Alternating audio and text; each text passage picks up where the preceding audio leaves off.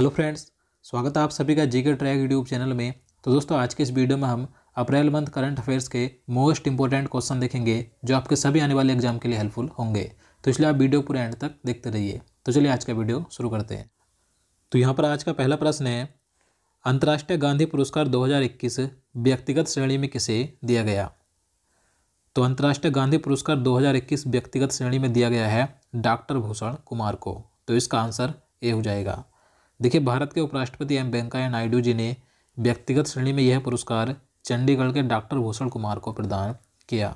इसके अलावा देखिए, बात करें यह पुरस्कार संस्थागत श्रेणी में किसे दिया गया, तो गुजरात के सहयोग कुष्ठ यज्ञ ट्रस्ट को दिया गया है। तो आपको दोनों याद रखने हैं। देखिए, इन्हें यह पुरस्कार कुष्ठ रोग के प्रति लोगों में जागरूकता फैलाने और पीड़ित लोगों की देखभाल के लिए प्रदान किया गया है। देखिए, ये जो पुरस्कार है, यह पुरस्कार गांधी मेमोरियल लेप्रेसी फाउंडेशन द्वारा स्थापित किया गया था।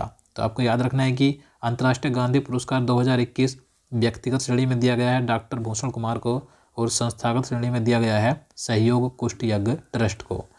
इसके बाद क्वेश्चन नंबर 2 है, किस राज्य ने 14 अप्रैल को डॉक्टर भीमराव अंबेडकर जी की जयंती को समानता दिवस यानी कि इक्वालिटी डे के रूप में मनाने की घोषणा की है? तो इसका आंसर भी हो जाएगा तमिलनाडु राज्य ने।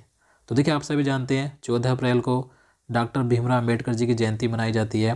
तो तमिलनाडु राज्य के मुख्यमंत्री एम.के. स्टालिन ने घोषणा की है कि इसी साल से इनकी जयंती के दिन यानी कि 14 अप्रैल को समानता दिवस भी मनाया जाएगा। तो तमिलनाडु राज्य में 14 अप्रैल को समानता दिवस मनाने की घोषणा की गई है, याद रखना है।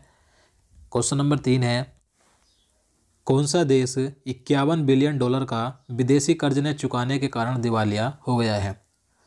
तो इसका आंसर ये हो जाएगा श्रीलंका। तो देखिए, श्रीलंका इस समय स्वतंत्रता के बाद काफ़ी बड़े आर्थिक संकट से जूझ रहा है। तो श्रीलंका ने अभी हाल ही में घोषणा की है कि उस पर जो 51 बिलियन डॉलर का विदेशी कर्ज है वह उसका भुगतान नहीं कर सकेगा। तो इसलिए श्रीलंका ये दिवालिया हो गया है। देखिए, श्रीलंका में इस आर्थिक संकट से करीब 22 मिलियन लोगों को प्रभावित किया है। देखिए, बात करें श्रीलंका की, तो श्रीलंका के वर्तमान में राष्ट्रपति गोटबाया राजपक्से हैं और प्रधानमंत्री है महिंदा राजपक्से। राजधानी है श्री जयवर्धने पुराकोट्टी जो कि इसकी विधायी राजधानी है, और कार्यकारी और न्यायिक राजधानी है कोलंबो, और श्रीलंका की मुद्रा है श्रीलंकाई रुपया। इसके बाद क्वेश्चन नंबर 4 है, विश्व बैंक के अप्रैल अपडेट के अनुसार वित्त वर्ष 2022-23 के लिए भारत का जीडीपी पूर्वानुमान कितना है? तो इसका आंसर भी हो जाएगा 8%। तो देखिए, विश्व बैंक ने अभी हाल ही में अप्रैल महीने में अपडेट जारी किया है जिसके अनुसार 2021-22 में भारत की अनुमानित वृद्धि दर 8.3% रहेगी और वित्त वर्ष 2022-23 में ये घटकर 8% पर आ जाएगी। तो विश्व बैंक के अप्रैल अपडेट के अनुसार भारत की जीडीपी का पूर्वानुमान 2022-23 में कितना है? 8% है। इसके बाद नेक्स्ट क्वेश्चन है, कौन सा देश 2022 में फीफा अंडर 17 महिला विश्व कप का मेजबान है? तो देखिए, अक्टूबर 2022 में जो फीफा अंडर 17 महिला वर्ल्ड कप होने वाला है तो इसका आयोजन भारत में किया जाएगा। तो इसका आंसर ये हो जाएगा। देखिए, यह इवेंट 3 स्थानों में आयोजित किया जाएगा, भुवनेश्वर, गोवा और नवी मुंबई में। इसके बाद नेक्स्ट क्वेश्चन है, कौन सा देश उष्णकटिबंधीय तूफान मैगी की चपेट में आया है? तो इसका आंसर ये हो जाएगा फिलीपींस। तो देखिए, अभी हाल ही में फिलीपींस देश में एक उष्णकटिबंधीय तूफान आया था जिसका नाम है मैगी। इस तूफान से काफ़ी लोग प्रभावित हुए थे, काफ़ी लोगों की जान गई थी। तो ये तूफान मैगी किस देश में आया था? फिलीपींस में, याद रखना है। क्वेश्चन नंबर 7 है, केंद्र सरकार ने हाल ही में केंद्रीय कर्मचारियों के महंगाई भत्ता में कितने प्रतिशत की बढ़ोतरी की है?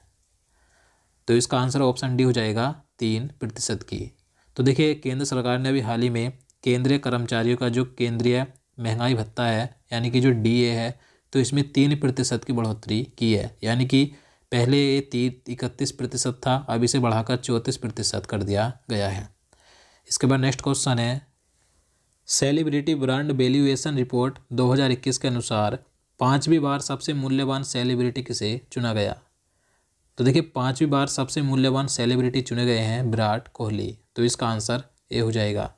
इसके बारे में बात करें तो डफ एंड फिल्म्स के द्वारा जारी सेलिब्रिटी ब्रांड वैल्यूएशन रिपोर्ट 2021 के शीर्षक डिजिटल एक्सेलेरेशन 2.0 के अनुसार विराट कोहली 2021 में 5वीं बार सबसे मूल्यवान सेलिब्रिटी चुने गए हैं। तो याद रखना है। इसके बाद क्वेश्चन नंबर 9 है, विश्व वायु गुणवत्ता रिपोर्ट 2021 के अनुसार लगातार चौथी बार दुनिया की सबसे प्रदूषित राजधानी कौन सी बनी है। तो देखिए अभी हाल ही में विश्व वायु गुणवत्ता रिपोर्ट 2021 जारी की गई थी, जिसके अनुसार दुनिया की लगातार चौथी बार सबसे प्रदूषित राजधानी बनी है भारत की दिल्ली। तो इसका आंसर ऑप्शन डी हो जाएगा।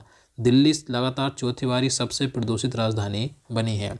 देखिए ये जो रिपोर्ट जारी की है वर्ल्ड एयर क्वालिटी रिपोर्ट 2021, तो ये किसने जारी की है, तो यूएन एनवायरमेंट्स प्रोटेक्शन एजेंसी द्वारा जारी की गई है। तो इसके अनुसार सबसे प्रदूषित शहर यानी कि राजधानी कौन सी है, तो दिल्ली पहले स्थान पर है। इसके बाद दूसरे नंबर पर है ढाका बांग्लादेश की राजधानी, तीसरे पर है चाड देश की राजधानी अनजामेना, तो याद रखना है। इसके बाद क्वेश्चन नंबर 10 है, वर्ल्ड एयर क्वालिटी रिपोर्ट 2021 के अनुसार विश्व का सबसे प्रदूषित देश कौन सा है। अब देखिए बात करें इस रिपोर्ट के अनुसार विश्व का सबसे प्रदूषित देश कौन सा है, तो ये है बांग्लादेश। तो इसका आंसर ए हो जाएगा। Bangladesh world air quality report 2021 के अनुसार दुनिया का सबसे प्रदूषित देश है। पहले स्थान पर बांग्लादेश है, दूसरे पर चाड है, तीसरे पर है पाकिस्तान, चौथे पर ताजिकिस्तान है और भारत है इसमें 5वें स्थान पर। इसके बाद नेक्स्ट क्वेश्चन है, एनुअल फ्रंटियर रिपोर्ट 2022 के मुताबिक कौन सा शहर विश्व स्तर पर सबसे अधिक ध्वनि प्रदूषित शहर रहा है। तो इसका आंसर डी हो जाएगा ढाका। तो देखिए बांग्लादेश का जो ढाका शहर है, तो ये एनुअल फ्रंटियर रिपोर्ट 2022 के मुताबिक दुनिया का यानी कि विश्व स्तर पर सबसे अधिक ध्वनि प्रदूषित वाला शहर है। कौन सा है, ढाका। इसके बाद देखिए दूसरे स्थान पर है भारत के उत्तर प्रदेश राज्य का मुरादाबाद शहर, याद रखना है। इसके बाद अगला क्वेश्चन है, किस भारतीय अभिनेत्री को टाइम 100 इम्पैक्ट अवार्ड सूची में शामिल किया गया है। तो इसका आंसर ऑप्शन सी हो जाएगा दीपिका पादुकोण को। तो देखिए दीपिका पादुकोण को इनके संगठन the live love life foundation के माध्यम से मानसिक स्वास्थ्य पर उनके काम के लिए टाइम 100 इम्पैक्ट अवार्ड से सम्मानित किया गया है। देखिए ये जो the live love life foundation है, तो इसकी स्थापना 2014 में दीपिका पादुकोण ने की थी। तो इसी के लिए दीपिका पादुकोण को यहाँ पर टाइम 100 इम्पैक्ट अवार्ड में शामिल किया गया है। इसके बाद अगला क्वेश्चन है, भारत की किस महिला अर्थशास्त्री को यूएन उच्च स्तरीय बोर्ड में शामिल किया गया है। तो देखिए महत्वपूर्ण प्रश्न है, तो इसका आंसर भी हो जाएगा जयति घोष को। तो जयति घोष ये भारत की महिला अर्थशास्त्री हैं। तो इन्हें संयुक्त राष्ट्र के महासचिव एंटोनियो गुटेरेस ने प्रभावी बहुपक्षवाद पर एक नए उच्च स्तरीय सलाहकार बोर्ड में नियुक्त किया गया है, याद रखना है। एशियाई क्रिकेट परिषद के अध्यक्ष जय शाह का कार्यकाल कितने वर्ष के लिए बढ़ा दिया गया है। तो इसका आंसर ऑप्शन सी हो जाएगा 1 वर्ष। तो देखिए एशियाई क्रिकेट परिषद के वर्तमान अध्यक्ष हैं जय शाह, तो इनका कार्यकाल समाप्त होने वाला था, तो इनका कार्यकाल अब 1 वर्ष के लिए बढ़ा दिया गया है। तो अभी 2024 तक एशियाई क्रिकेट परिषद के अध्यक्ष बने रहेंगे। और देखिए जय शाह ये बीसीसीआई के सचिव भी हैं, याद रखना है। इसके बाद नेक्स्ट क्वेश्चन है, नाटो के महासचिव जेंस स्टोल्टेनबर्ग का कार्यकाल कितने वर्ष के लिए बढ़ा दिया गया है। इसका आंसर ए हो जाएगा 1 वर्ष। तो देखिए नाटो जो संगठन है इसके वर्तमान में महासचिव हैं जेंस स्टोल्टेनबर्ग, तो इनका कार्यकाल समाप्त होने वाला था। तो रूस और यूक्रेन युद्ध के चलते इनका कार्यकाल 1 वर्ष के लिए बढ़ाया गया है। अब इनका कार्यकाल 30 सितंबर 2023 तक रहेगा। देखिए बात करें नाटो की, तो नाटो की स्थापना 4 अप्रैल 1949 को हुई थी। इसका मुख्यालय ब्रुसेल्स बेल्जियम में स्थित है और नाटो के वर्तमान में सदस्य देशों की संख्या है 30, याद रखना है। इसके बाद अगला क्वेश्चन है, गिलबर्ट एफ होंगबो को हाल ही में किस संगठन के 11वें महानिदेशक के रूप में चुना गया है। तो इसका आंसर ये हो जाएगा अंतर्राष्ट्रीय श्रम संगठन का। तो देखिए अभी हाल ही में अंतर्राष्ट्रीय श्रम संगठन के नए 11वें महानिदेशक बने हैं, जिनका नाम है गिलबर्ट एफ होंगबो। देखिए किस देश के हैं, तो ये टोगो देश के हैं। और देखिए बात करें इनका जो कार्यकाल होगा, इनका कार्यकाल 1 अक्टूबर 2022 से शुरू होगा, जो कि 5 वर्ष के लिए होगा। और यह पद संभालने वाले यह पहले अफ्रीकी भी बनेंगे। देखिए इन्होंने किसका स्थान लिया है, तो इन्होंने स्थान लिया है गाय राइडर का, जो कि यूनाइटेड किंगडम के थे। बात करें अंतर्राष्ट्रीय श्रम संगठन की, तो इसकी स्थापना 1919 में हुई थी और इसका मुख्यालय है जिनेवा स्विट्जरलैंड में। इसके बाद अगला क्वेश्चन है, भारतीय नौसेना के किस प्रशिक्षण संस्थान को प्रेसिडेंट्स कलर्स यानी कि राष्ट्रपति निशान से सम्मानित किया गया है? तो इसका आंसर ये हो जाएगा INS बलसुरा को। तो देखिए INS बलसुरा ये भारतीय नौसेना का एक पोत प्रशिक्षण संस्थान है जिसे कि हाल ही में प्रेसिडेंट कलर्स यानी कि राष्ट्रपति निशान से सम्मानित किया गया है। इसके बाद क्वेश्चन नंबर 18 है, नीति आयोग के निर्यात तत्परता सूचकांक 2021 में कौन सा राज्य पहले स्थान पर रहा? तो इसका आंसर सी हो जाएगा गुजरात राज्य है। तो अभी हाल ही में नीति आयोग ने निर्यात तत्परता सूचकांक 2021 जारी किया था जिसमें पहले स्थान पर रहा है गुजरात। इसके बाद दूसरे स्थान पर रहा महाराष्ट्र और तीसरे पर रहा कर्नाटक। इसके बाद नेक्स्ट क्वेश्चन है, पर्यावरण मंत्रालय ने प्रत्येक 5 अक्टूबर को निम्न में से किस दिवस के रूप में मनाए जाने की घोषणा की है? तो देखिए महत्वपूर्ण प्रश्न है। तो इसका आंसर ए हो जाएगा राष्ट्रीय डॉल्फिन दिवस। तो देखिए अभी हाल ही में केंद्रीय पर्यावरण मंत्रालय ने घोषणा की है कि 5 अक्टूबर को प्रत्येक वर्ष अब राष्ट्रीय डॉल्फिन दिवस मनाया जाएगा। और आप सभी जानते हैं 5 अक्टूबर को और कौन सा दिवस मनाया जाता है? तो वर्ल्ड टीचर्स डे भी 5 अक्टूबर को मनाया जाता है। और अब 5 अक्टूबर को भी राष्ट्रीय डॉल्फिन दिवस भी मनाया जाया करेगा, याद रखना है। इसके बाद अगला क्वेश्चन है, किस एयरपोर्ट लिमिटेड ने विंग्स इंडिया 2022 में कोविड चैंपियन पुरस्कार जीता है? तो इसका आंसर डी हो जाएगा कोचीन इंटरनेशनल एयरपोर्ट लिमिटेड ने। तो देखिए विंग्स इंडिया 2022 में कोविड चैंपियन पुरस्कार कोचीन इंटरनेशनल एयरपोर्ट लिमिटेड ने जीता है। देखिए इसके बारे में बात करें तो विंग्स इंडिया ये नागरिक उड्डयन पर एशिया का सबसे बड़ा आयोजन है। इसका आयोजन 2022 में हैदराबाद के बेगमपेट एयरपोर्ट पर किया गया था।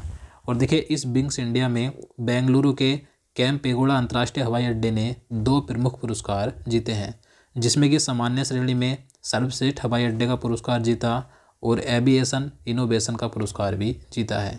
देखिए इसके अलावा मुंबई के छत्रपति शिवाजी महाराज अंतर्राष्ट्रीय हवाई अड्डे ने एविएशन सस्टेनेबिलिटी एंड एनवायरनमेंट का पुरस्कार जीता है, तो याद रखना है। इसके बाद अगला क्वेश्चन है, 67वीं इंटर रेलवे टेनिस चैंपियनशिप 2022 में किसने स्वर्ण पदक जीता? तो इसका आंसर ऑप्शन डी हो जाएगा युब्रानी बनर्जी ने। तो देखिए युब्रानी बनर्जी ये बंगाल की हैं, तो इन्होंने 67वीं इंटर रेलवे टेनिस चैंपियनशिप 2022 में स्वर्ण पदक जीता है, याद रखना है। इसके बाद नेक्स्ट क्वेश्चन है, इंदिरा गांधी मातृत्व पोषण योजना की घोषणा की शुरुआत भारत के किस राज्य में हुई है? तो देखिए ये जो इंदिरा गांधी मातृत्व पोषण योजना है इसकी शुरुआत हुई है राजस्थान राज्य में। तो इसका आंसर ऑप्शन सी हो जाएगा। देखिए ये जो योजना है इंदिरा गांधी मातृत्व पोषण योजना, तो यह योजना नवंबर 2022 में शुरू हुई थी, लेकिन उस समय ये 5 जिलों में ही लागू हुई थी। लेकिन अब यह 1 अप्रैल 2022 से राजस्थान के सभी जिलों में यानी कि पूरे राज्य में लागू कर दी गई है। देखिए इस योजना के तहत महिलाओं को दूसरी संतान के जन्म पर 6,000 रुपये की आर्थिक सहायता दिए जाने का प्रावधान रखा गया है, तो याद रखना है। इसके बाद अगला क्वेश्चन है, the saga of a brave heart पुस्तक किसने यानी किसके द्वारा लिखी गई है? तो ये जो बुक है the saga of a brave heart, तो इस पुस्तक के लेखिका हैं शकुंतला अजित भंडारकर। तो इसका आंसर ऑप्शन ए हो जाएगा। इसके बाद अगला क्वेश्चन है, कौन सा राज्य वित्त वर्ष 2021-22 के दौरान सब्जियों के उत्पादन में पहले स्थान पर रहा? तो देखिए मोस्ट इंपॉर्टेंट क्वेश्चन है, तो इसका आंसर ऑप्शन डी हो जाएगा उत्तर प्रदेश राज्य है। तो देखिए वित्त वर्ष 2021-22 के दौरान सब्जियों के उत्पादन में प्रथम स्थान पर है उत्तर प्रदेश राज्य। देखिए इसी के साथ बात करें फल उत्पादन में प्रथम स्थान पर कौन सा राज्य है? तो आंध्र प्रदेश राज्य है, तो याद रखना है। भारतीय और फ्रांसीसी नौसेना के बीच वरुण नामक द्विपक्षीय नौसैन्य अभ्यास का कौन सा संस्करण आयोजित किया गया? तो इसका आंसर ऑप्शन बी हो जाएगा 20वां संस्करण। तो देखिए ये जो वरुण नामक नौसेना अभ्यास है ये भारत और फ्रांस की नौसेना के बीच आयोजित किया जाता है। तो 2022 में ये इसका 20वां संस्करण था। देखिए 2022 में इसका आयोजन 30 मार्च से 3 अप्रैल तक अरब सागर में आयोजित किया गया था, तो याद रखना है। तो दोस्तों आज के लिए इतना ही। अब चलिए आज का क्वेश्चन देख लेते हैं जिसका आंसर आपको नीचे कमेंट बॉक्स में बताना है। तो आज का क्वेश्चन है, बैंक ऑफ बड़ौदा की ब्रांड एम्बेसडर कौन बनी है? तो इसका आंसर आपको नीचे कमेंट बॉक्स में बताना है। मैंने इससे पहले 2022 में अभी तक जितने भी ब्रांड एम्बेसडर बने हैं तो उसका वीडियो बना दिया था, आप चाहें तो उसे चैनल में जाकर देख सकते हैं, या आपको लास्ट में प्लेलिस्ट मिल जाएगी। तो दोस्तों आज के लिए इतना ही। उम्मीद करता हूँ आपको वीडियो पसंद आए और आपको वीडियो अच्छा लगा हो, आपके लिए हेल्पफुल हो। तो प्लीज़ वीडियो को लाइक और शेयर करना, साथ ही चैनल को भी सब्सक्राइब कर लेना। तो चलिए मिलते हैं नेक्स्ट वीडियो में। जय हिंद, जय भारत।